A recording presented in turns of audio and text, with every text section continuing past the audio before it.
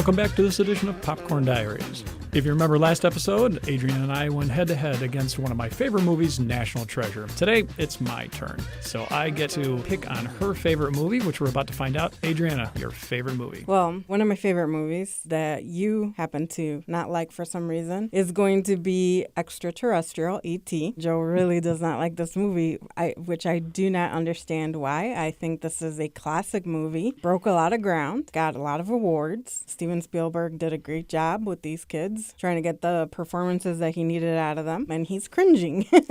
So let's find out why Joe doesn't like this movie, because I have to defend. Honestly, I will openly admit that this movie did very, very well. It made a huge amount of money. It won 4 Academy Awards. Yes, it did. Although it's 4 awards that really nobody cares about, but that's a whole nother story. First off, the reason this movie did so well is if you look at 1982 when this movie was released, there's no competition. It was a sad, sad year for movies. Okay, so it had that going for it. We all know the story. Aliens come to our planet. No. They leave. Not aliens, alien. Alien. They come to our planet. They drop one off, and he is lost among us. First off, they go to L.A. to go looking for plants. We have an Amazon. We have a jungle. We have lots of jungles. And they go to the middle of L.A. in the middle of the night to go find plants. Really? Come on. There's a ton of better places they could have gone. And these are people who have interstellar transportation down to a science because they got here. Hey. And they fall into L.A. If you know anything about Hollywood, you know that all aliens land in either L.A. or New York. Hey, what are they doing looking for plants? Really? They travel all through this galaxy looking for plants? Well, if you know anything about the backstory to E.T., E.T. is actually a plant-based life form. So, of course, they're going to be curious about a planet that has plants that are not sentient beings. Well, they must not have liked him very much because the rest of them took off and split and left him behind. So they're in the beginning of the movie when they're just about all to get caught, and they do fly away and leave E.T. behind. Why couldn't he fly up and join them? I mean, he managed to get a kid on a bicycle to go past the moon, which is that world-famous shot that we've all seen, and he can't levitate himself and get back up with his comrades. Sorry, not buying that. Okay, so I'm going to tell you, like you told me with National Treasure, there are some things that you just have to buy, because if not, the movie would be over. At least in this point, I can believe that maybe he didn't realize, hey, they are taking off without me. He panicked. He was in a state of panic because they were almost getting caught. So he's in a state of panic, didn't realize, hey, I'm getting left behind, and didn't think, oh, I should just fly up there. Well, okay. If you do remember the one scene when they do take off, they literally fly about 20 feet above his head. So he knew that they were leaving. So sure. Yeah, I'm not going with that. Speaking of aliens, why is it every alien that comes to our planet has 2 arms and 2 legs, 4 to 5 fingers, and a head like us, as this one did? It's just so easy. You couldn't present a more, something a little different than the usual, humanoid type of figure. This movie was not geared towards adults. This movie was geared towards children. You are not going to present an alien that is going to scare children. Now, E.T., even though they made him as unmenacing as he looks, he still managed to scare quite a bit of children. Well, it's a big, ugly rubber puppet. Okay, and that's going to scare most people. That's almost every alien of that era. I mean, you have to look at things for what they are. First of all, this movie came out in 1982. Yes, It may have been a sad year for movies, but let me defend here. One point. This movie, E.T., has stood the test of time. If you look at the numbers, first of all, it breaks the top 10 of grossing movies of all time. As I admitted earlier. And if we adjust for inflation, it's in the top 5. So it wasn't that it was just a sad year. This movie is actually a good movie. Secondly, as I said, this movie was geared towards children. So yes, we had other alien movies. We've had a lot of other alien movies that have used puppets or animatronics or people in suits. One famous example that I will throw at you is going to be Yoda.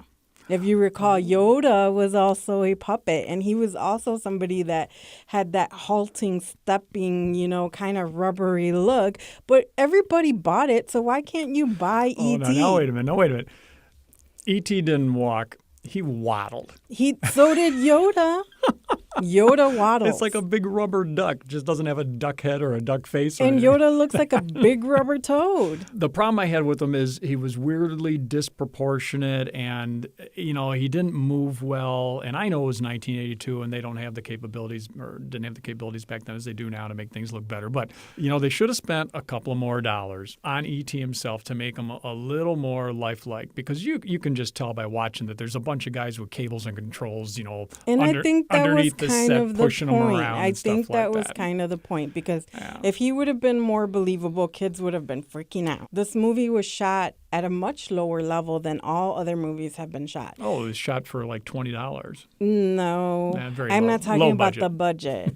I'm talking about the angle that it was shot. It was actually shot from a child's perspective. Right, to make Throughout most of the movie, you don't see any adult faces. That's true. Until towards the end when things start kind of going crazy. Then you finally start seeing some adults. So yes, this was made more for children. We were at a child's level.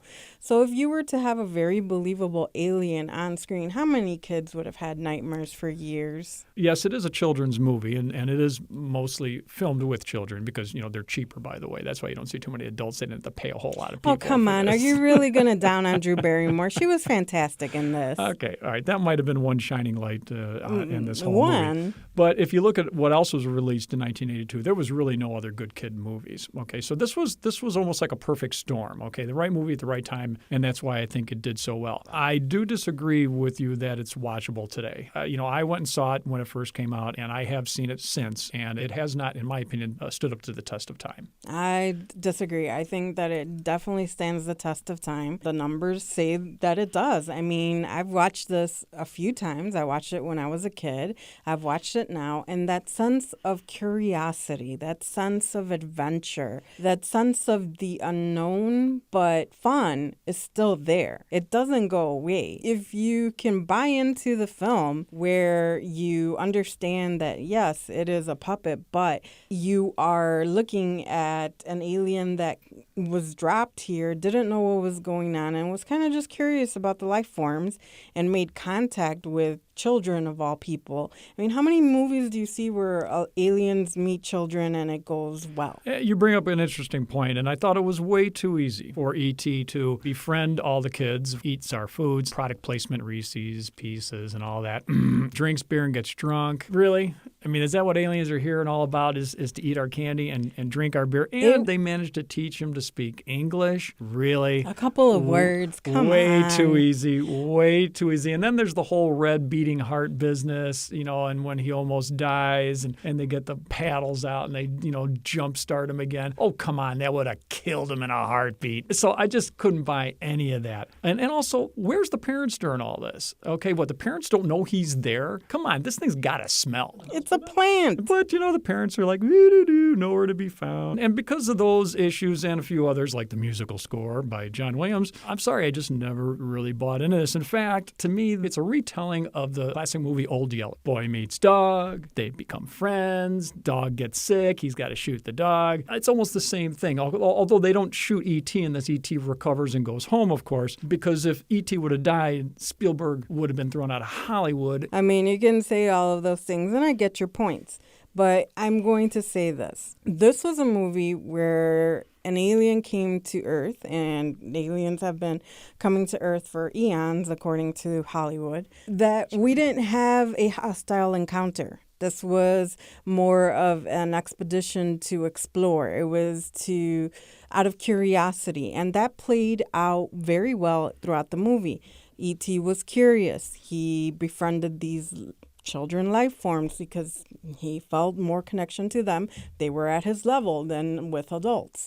And we see a development of a friendship between a child and something completely unknown. And yes, you can relate it to a dog or whatever. But this was not a dog. This was a character that had feelings, emotions, and was able to capture and understand the curiosity of both himself and the children. I think that this movie has done very well, and I think it will continue to do very well. And I think that children that aren't prone to being afraid of the unknown are going to love this movie for what it is. It's a movie that gives you a sense of adventure. It's a movie that reminds us that we can be curious about the unknown instead of always being afraid of it. If you've looked at the rest of sci-fi films involving aliens, everything is they're coming to kill us. Always the same story told over and over again. So I do like to see movies where you think of outside of the box. Now, if you consider that this movie was supposed to be an alien movie where it was supposed to be frightening and scary, and then they decided to go a totally different direction, I think that they made a very good choice in that. As far as the music goes, I cannot understand why you would ever say anything wrong about John Williams. No. Hey, John Williams is a magician composer, and I think he did an amazing job. I normally with like his John original Williams. score. Yeah, I normally like him. This score just didn't do anything for me. There's a couple of memorable tunes, of course. It's not his best effort, in my opinion. I think there's some very memorable moments well- of music in this. I mean, first of all, the music was composed in such a way that you really, really got that sense of adventure. John Williams is such a perfectionist, and he does such a great job with composition that towards the end of the film, they couldn't figure out how the music would match up with the editing, and things were not going right. No surprise there. Yeah, of course, it's a movie. There's always going to be something going wrong. But instead of having John Williams work to make sure that the musical cues matched up to the already edited end piece, Steven Spielberg gave him the option to just do the song, compose the final song, and then he went and re-edited the final piece according to John Williams' music cues. So that's something that tells you that this guy, he's a powerhouse in Hollywood. He has been for too many years, and I think that the music is great in this. Admittedly, he's the big dog when it comes to musical score, and my guess is Spielberg probably let him have his way so he wouldn't have to pay him more, because it's probably cheaper to reshoot than it is to pay John Williams to change the way he was going to compose it. I'll sum up by saying it was a little too easy. I couldn't get past the rubber puppet figure. There was too many open ends. It was, again, it just really didn't do it for me. But I went and asked both my kids about E.T., and both of their responses were the same. Meh. That's pretty much the way they looked at it. You know, at least the response to E.T. may have been meh. And you may talk about how this movie was way too easy. And I will come back with saying, wasn't National Treasure just as easy? Wasn't National Treasure just as bad? Because you want to tell me that this movie was easy. You had a problem with, you know, his abilities and his non-abilities. And then we go back to a movie where we don't even have aliens involved, yet they somehow make everything super simple. Well, at least my characters in National Treasure didn't go get a speak and spell on a record player and an umbrella and contact, interstellar beings, No, they just used 300-year-old black powder that for somehow black powder lasts a long time. Yeah, under snow and was still able to ignite. Yeah, I'll buy into that one any day. So as you can see, folks, we're always going to agree to disagree on these two movies. So you let us know. Vote for which one you think was the better movie. Are you going to pick E.T. or are you going to pick National Treasure? Use the comments or just let us know via the comments on our WordPress, and we'll see who comes out on top. And next time around, I promise that we will pick something we both agree on.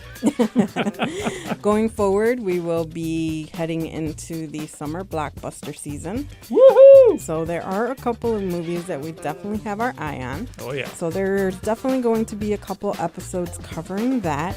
And then maybe sometime in the future we will revisit this where Joe and I go head to head again. But thank you for joining us on Popcorn Diaries. As always, I'm Adriana. And I'm Joe. And this was Popcorn Diaries.